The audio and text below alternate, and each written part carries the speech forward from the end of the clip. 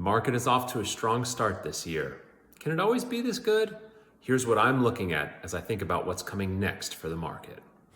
Okay, let's talk about the market and the potential for a reversal that I think is starting to brew. First up, what I'm showing you here, this is the S&P 500, the way we've always looked at it. Red line is the S&P 500. Purple line is the 200-day moving average.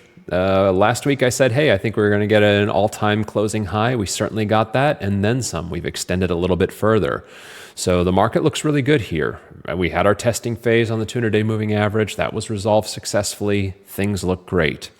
Now remember that I'm a trend follower. So when I see a chart like this does not scare me. I don't think, uh-oh, we're at a high point, let's jump out now.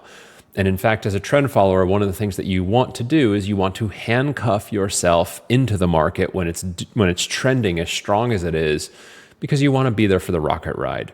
It's very tempting to jump out at any point in time as the market is moving higher, making significant progress in a short amount of time. But that's how the market always behaves. It makes a tremendous amount of progress in a short amount of time, then it backfills, gives some of that back, and then it makes progress once again. So jumping out too early can be pretty dangerous. So I don't want to do that. But as I look at the market, I wouldn't be surprised if we're setting up for a reversal and if we're going to go into a corrective phase. If you remember from last week when we talked about election year seasonality, my expectation is we're going to get a roller coaster ride this year. And certainly the geopolitical situation seems to corroborate that feeling. And so just because the market went up a whole bunch in January does not change my worldview. I'm expecting a fair amount of volatility this year.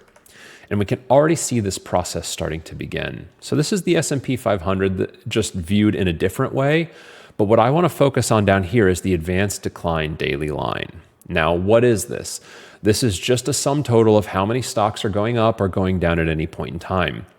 So if this line is going up, it means more stocks are going up, which means that the rally is very broad and strong. And when this line is going down, it means a whole bunch of stocks are going down, which means that the rally is weakening or we're starting to see corrective downward movement. And I don't want you to have a PhD in the accumulation distribution line, but what I can tell you is as the market has pushed through into new all-time highs, one of the things that I've noticed is the accumulation distribution line is starting to go down. And what does this mean? This means that the rally is being sustained by less and less stocks. So when we started off, things were broad, things were good. Everybody was pretty much going up together. That's what you want to see out of a very strong rally.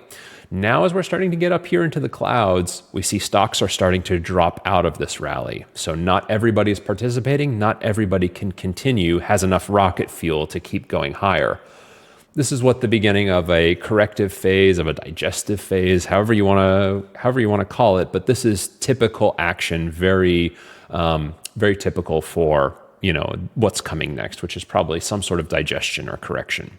So I don't want to say anything bad about the market. Market's going to keep going higher. We're trend followers. That's good. But if we were to get a little bit of backfilling in February, wouldn't be surprising to me. That would fit with seasonality about election years, and that would fit with what the accumulation distribution line is telling me today. And you can sort of see it. So that's a very wonky way of looking at things, a very market technician sort of way of looking at things. But if you just looked at all the sectors and said, hey, how are things going? It can kind of show you that the market is top heavy here. So here's all the different sectors inside the stock market. What you notice is the average of all the sectors together is roughly around a 2% year-to-date return. But if you look at what's actually causing that 2%, it's pretty much technology, which is up almost 6%, and that's all the tech stocks that you know and love, and communication services, which is up almost 8%. What is communication services? You may not know what that is. It's Facebook. It's more of the big technology stocks that you know and love. Outside of those two sectors, everything else is actually below this 2% average return. Financials, healthcare, cyclicals, industrials, energy, defensives, materials, real estate, utilities.